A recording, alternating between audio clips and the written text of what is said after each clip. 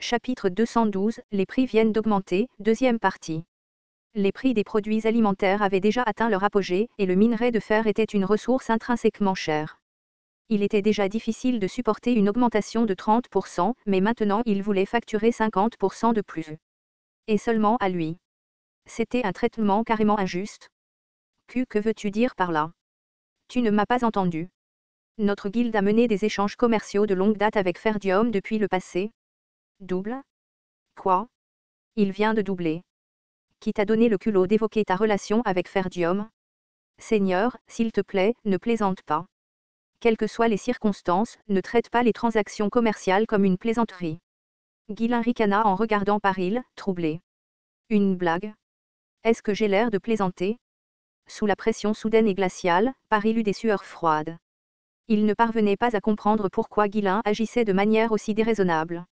Alors qu'il se creusait la tête, Paril se rappela soudain d'un accord passé avec Ferdium. Pourquoi a-t-il réagi comme ça quand Ferdium a été mentionné? Ne me dites pas. Face à une prémonition inquiétante, Paril s'écria d'une voix paniquée. Est-ce à propos de cette transaction passée avec Ferdium? Il semble y avoir un malentendu, Seigneur. À l'époque, les prix étaient calculés de manière équitable, en tenant compte des coûts de transport vers les banlieues nord, des frais de main-d'œuvre et des taux du marché de l'époque. Le triple?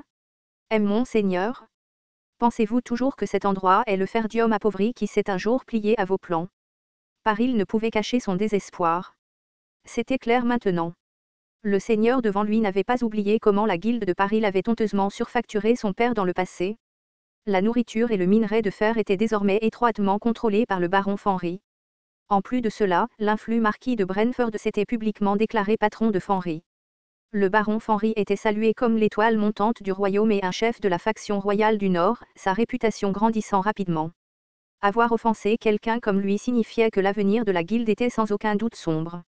Mon Seigneur, je suis désolé. S'il vous plaît, contentons-nous des 30% initiaux. Vous n'avez pas de sens. Jetez-le simplement dehors. Au geste dédaigneux de Ghislain, les soldats s'approchèrent et commencèrent à traîner Paril. Mon Seigneur? S'il vous plaît? J'avais tort. Je vous prie de reconsidérer votre décision. Il n'y a rien à reconsidérer. À partir de maintenant, la guilde Paril devra payer le triple du prix. Ce bâtard. Alors qu'il était traîné dehors, Paril était consumé par le regret. Venir se disputer n'avait fait qu'empirer les choses. Mais à côté du regret est venue une poussée de rage encore plus grande. Merde, merde. Ce gosse. À l'époque, c'était le juste prix. Sans nous, Ferdium n'aurait même pas pu s'approvisionner. Ce petit salaud. Paril continuait à maudire et à insulter Ghislain. Aussi rare que soit la nourriture et le minerai de fer, il était impossible de les acheter à 3 fois le prix normal. Il serait moins cher de payer une prime aux autres guildes pour leur stock. Cette perte était catastrophique. Grinçant des dents, Paril prit une ferme résolution. Attends un peu. N'a-t-on pas dit que Desmond avait mobilisé une armée un jour? Je m'assurerai de me ranger de son côté et de te ruiner. La survie de la guilde ne dépendait que d'une chose, Ghislain devait mourir ou perdre le pouvoir. Dans ce cas, trouver un ennemi de Fenry était la seule solution. Ghislain gloussa légèrement en regardant Paril se faire traîner dehors. Il n'avait pas besoin de le voir pour savoir ce qui allait se passer. Les guildes qu'il avait écrasées essaieraient sûrement de s'aimer le trouble. Mais cela n'avait pas d'importance.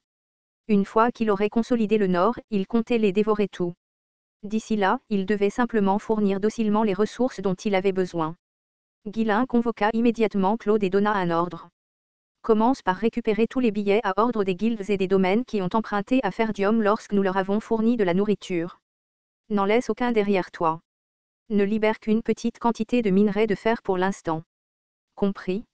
Le comte Ferdium sera content. Ils n'auront plus à payer d'intérêt? Tu crois que je ne peux pas leur soutirer cet intérêt? Bien sûr que si. Laisse-moi faire. Claude s'est occupé de l'affaire avec détermination. Il a commencé par vendre de la nourriture bon marché à des prix exorbitants et à récupérer tous les billets à ordre. Par la suite, il n'a pas augmenté les prix davantage mais a imposé des restrictions sur les quantités vendues. Pour ceux qui en voulaient plus, il a collecté des pots de vin, engrangeant ainsi facilement des bénéfices supplémentaires. Les marchands sont restés sans voix. Ils avaient vu leur part de cupidité, mais ce niveau de ruse et de corruption était une première. Il pense qu'il peut exercer son autorité de surveillant en chef comme il le souhaite. Il se gave de pots de vin, pense-t-il vraiment qu'il s'en tirera? Les prix sont déjà exaspérants, et maintenant il est insupportable. Quelqu'un doit prendre la responsabilité, alors commençons par lui. Les plaintes et les pétitions affluèrent au manoir du seigneur de la part d'innombrables marchands, mais elles n'eurent aucun effet. Après tout, la corruption avait été faite avec l'approbation de Guillain pour remplir les caisses du domaine, donc de telles protestations étaient vouées à l'échec. Claude collecta diligemment des pots de vin pour remplir les entrepôts du domaine, tandis que Guillain regardait avec un sourire satisfait. Astérisque astérisque astérisque. Belinde et Fergus furent ravis d'apprendre que les dettes de Ferdium avaient été entièrement réglées. Pour eux, Ferdium était toujours un souvenir aimé mais douloureux, une patrie chérie et une blessure persistante. C'est une si merveilleuse nouvelle. Notre jeune seigneur n'est-il pas si impressionnant? C'est sûrement parce que je l'ai si bien élevé, tu ne penses pas? Rarara, en effet. La femme de chambre en chef a fait un travail exceptionnel de HRRM. Mon cœur soudainement. Fergus ne put terminer sa phrase et détourna la tête. Peu importe à quel point il était fier, dire quelque chose qu'il ne pensait pas vraiment était trop difficile. Après avoir reçu tous les billets à ordre, Omern, le surveillant en chef de Ferdium, les jeta en l'air et cria. Liberté? Nous sommes enfin libérés de nos dettes? Rararara. Je pensais que le jeune seigneur allait juste s'aimer le trouble avec ses guerres imprudentes et mourir, mais au lieu de cela, il a gagné et a même payé toutes nos dettes. C'est vraiment quelque chose à voir avant de mourir. Albert, le trésorier et les serviteurs de Ferdium se joignirent à eux pour applaudir. Nous n'avons plus à payer d'intérêt. Nous pouvons enfin commencer à économiser. Sans parler du fait que la nourriture que nous avons reçue en abondance du jeune seigneur est maintenant vendue à des prix exorbitants. Notre richesse a énormément augmenté grâce à cela. Quelle bénédiction inattendue! Qui aurait pu penser que le jeune seigneur rembourserait soudainement toutes nos dettes comme ça? Pour la première fois depuis des lustres, il couvrait Guillain d'éloges sans fin. Quand il causait des ennuis, ils voulaient le tuer, mais chaque fois qu'il accomplissait quelque chose comme ça, ils étaient fous de joie. Après avoir connu de tels hauts et de tels bas si souvent, ils décidèrent de simplement suivre leurs sentiments, le félicitant ou le maudissant selon la situation. Pendant ce temps, Walter et Rendalf, qui séjournaient à la forteresse du Nord, étaient fous de joie lorsqu'ils apprirent la nouvelle. Frère, nous avons enfin remboursé toutes nos dettes. Rendalf murmura en larmes, sa voix tremblante d'émotion. Walter, submergé par une vague d'émotion indescriptible, ne put même pas répondre. Il ferma les yeux, profondément ému. Combien de souffrances avait-il enduré à cause de leurs dettes? Maintenant, son fils s'était avancé et avait tout réglé. Ce fut un moment de gratitude écrasante. Sa poitrine se gonfla de fierté. Ce jour-là, sa défunte épouse lui manquait plus que jamais. L'absence de sa partenaire à un tel moment lui semblait insupportablement solitaire. Mon cher, pourquoi es-tu parti si tôt? Tu n'as même pas pu voir comment notre fauteur de troubles avait réussi à ce point. La renommée et les exploits de son fils grandissaient de jour en jour.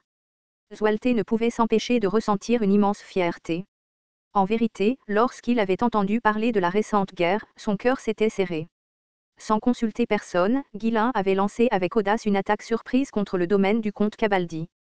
C'était un geste dénué de tout décorum ou de toute courtoisie aristocratique. Mais plutôt que d'être consumé par la colère, Walter était submergé par l'inquiétude. Il ne pensait pas que Guillain pourrait gagner contre le comte Cabaldi, qui était connu comme l'une des figures les plus fortes du Nord. Il commença immédiatement à se préparer à retirer les troupes de la forteresse du Nord et à mobiliser les forces de Ferdium, pensant aider Guillain d'abord et gérer les conséquences plus tard. Cependant, alors qu'il était sur le point de commencer la retraite, un rapport soudain de victoire arriva. Le jeune seigneur a gagné. Aucune victime. Il s'est emparé du territoire du comte Cabaldi. Walter pouvait encore se rappeler vivement des émotions qu'il avait ressenties à ce moment-là. Remarquable. C'est incroyable. Comment a-t-il pu devenir si fort en si peu de temps? À ce stade, il ne pouvait plus être considéré comme un simple baron. À un si jeune âge, Guillain avait établi un pouvoir et un territoire plus grands que ceux de la plupart des comtes. En empruntant le pouvoir du marquis de Brentford, réussir ne serait pas un problème. Il m'a déjà largement dépassé. C'était une vérité que je savais depuis longtemps mais que je faisais semblant de ne pas reconnaître. Walter lui-même devait admettre que même s'il pouvait tenir le coup sur le terrain, il ne pouvait pas vaincre le comte Cabaldi dans une bataille de siège. De son talent pour gagner de l'argent à sa maîtrise des tactiques de mercenaires, ce sont des capacités que quelqu'un de son âge ne devrait pas facilement posséder. Oui, maintenant je suis curieux de voir jusqu'où tu peux aller. Malgré le chemin périlleux et précaire qui l'attendait, l'inquiétude persistait dans son cœur. Mais c'était simplement le point de vue d'un père. À ce stade, il était temps de faire confiance et d'observer plutôt que d'intervenir. Après tout, aucun conseil ne pourrait faire changer d'avis quelqu'un qui n'écoute jamais. Il ne servait à rien de gaspiller de l'énergie sur quelque chose qui ne fonctionnerait jamais. Il valait mieux se rassurer et faire confiance à la place. Zwalte poussa un soupir résigné et offrit un sourire amer. Pourtant, aujourd'hui était un jour qui méritait d'être célébré de tout cœur. Ce fut un jour mémorable lorsque la famille Ferdium fut enfin libérée du joug de ses dettes. Rassemblant ses chevaliers et ses soldats, il déclara haut et fort. Nous avons payé toutes nos dettes. Wouah! Les chevaliers et les soldats éclatèrent de joie. Ils savaient tous à quel point les dettes du domaine étaient lourdes et rendaient la vie difficile à tout le monde. Non seulement les dettes étaient réglées, mais il y avait maintenant une abondance de provisions obtenues grâce à un commerce antérieur impliquant du bois. Connaissant le caractère de Zwalte, tout le monde espérait silencieusement qu'il utiliserait ce surplus pour améliorer leurs conditions de vie. Zwalte ne trahit pas leurs attentes. C'était un seigneur qui savait partager généreusement ses ressources. À partir d'aujourd'hui, tout le monde recevra un salaire nettement plus élevé qu'avant. En plus de votre salaire, des provisions supplémentaires seront également distribuées, alors ne vous inquiétez pas. Vous avez tous enduré tant de difficultés. Wouah! Cette fois, les acclamations furent encore plus fortes. Zwalte les regarda avec une profonde émotion. La joie débordante lui serra la gorge. C'était surréaliste, comme si ce jour n'arriverait jamais. La tâche que chacun de ses ancêtres avait échoué à accomplir avait maintenant été fièrement accomplie par son fils. S'éclaircissant la gorge plusieurs fois pour calmer sa voix, Zwalte continua. J'honore sincèrement votre loyauté en persévérant dans ces moments difficiles.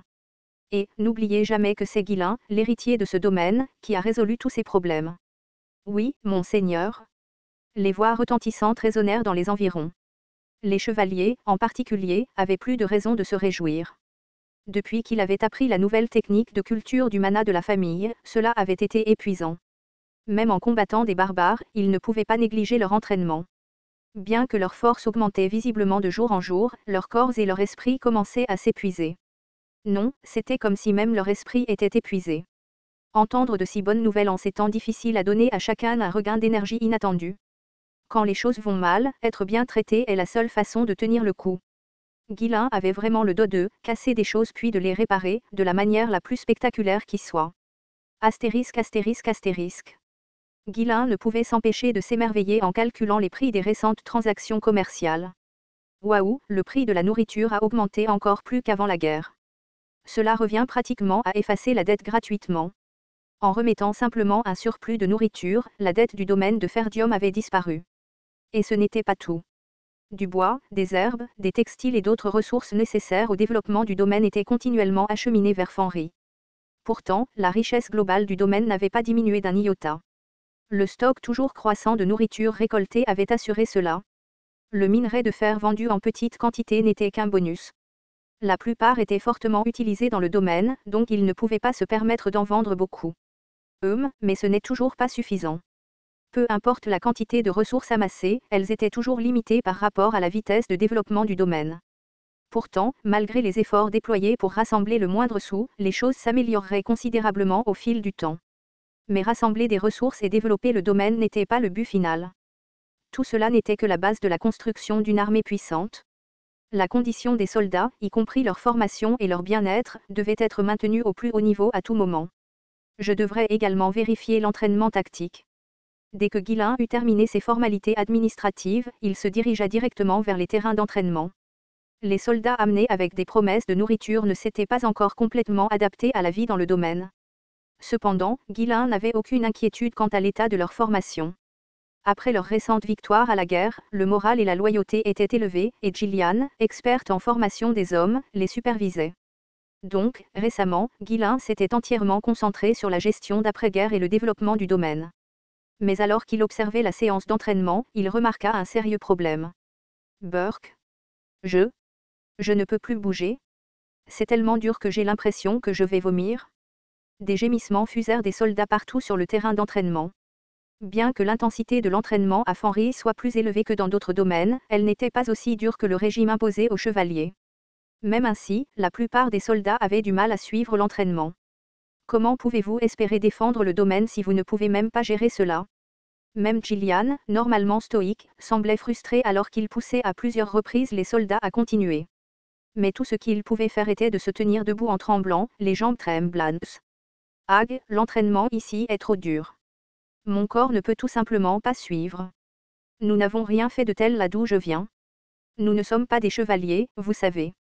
Nous avons gagné la guerre assez facilement, pourquoi avons-nous même besoin de devenir plus forts? Les seigneurs du Nord n'entraînaient pas leurs soldats à de tels extrêmes.